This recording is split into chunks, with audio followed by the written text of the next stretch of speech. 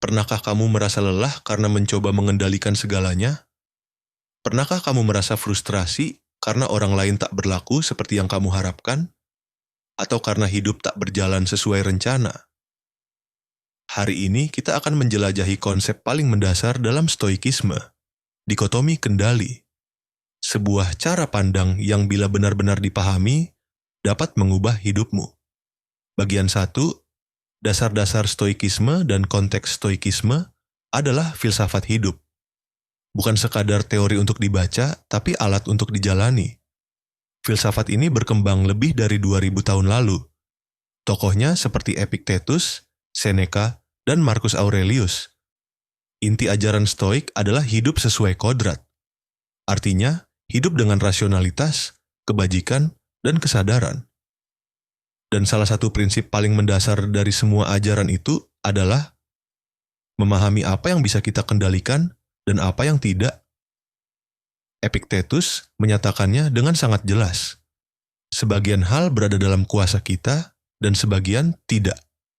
Bagian 2, apa yang bisa kita kendalikan? Menurut Stoik, satu-satunya hal yang sepenuhnya bisa kita kendalikan adalah pikiran dan tindakan kita sendiri.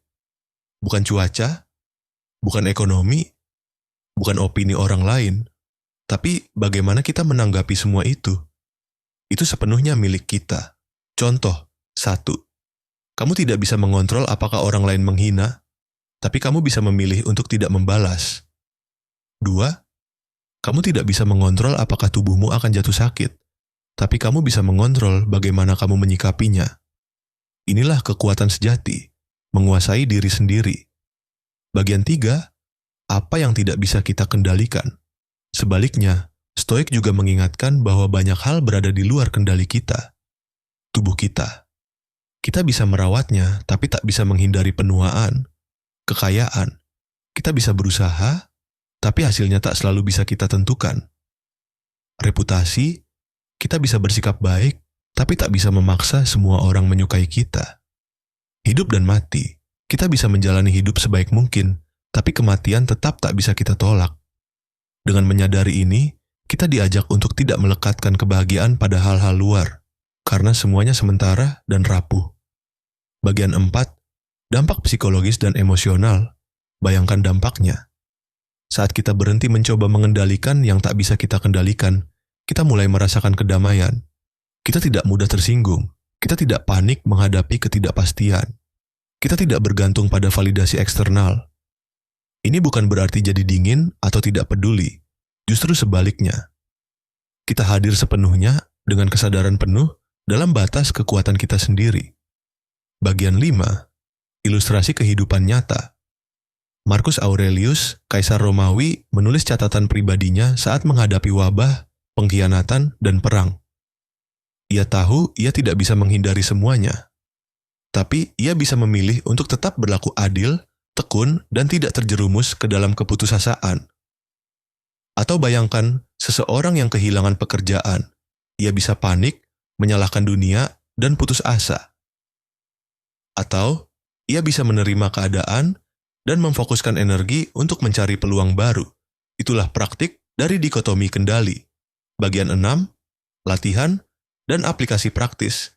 Bagaimana kita bisa melatih prinsip ini dalam hidup sehari-hari? Berikut beberapa cara, jurnal pagi atau malam. Tanyakan pada dirimu, apa yang bisa aku kendalikan hari ini?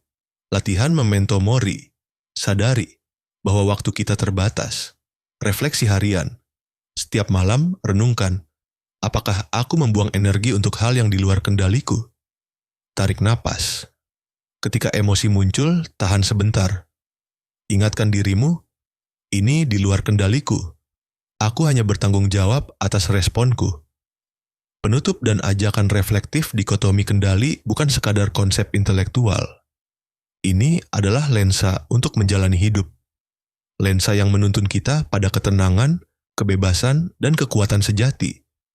Kita tidak perlu mengendalikan dunia, kita hanya perlu mengendalikan diri. Karena pada akhirnya, bukan peristiwa yang menyakitkan kita, tapi penilaian kita tentangnya.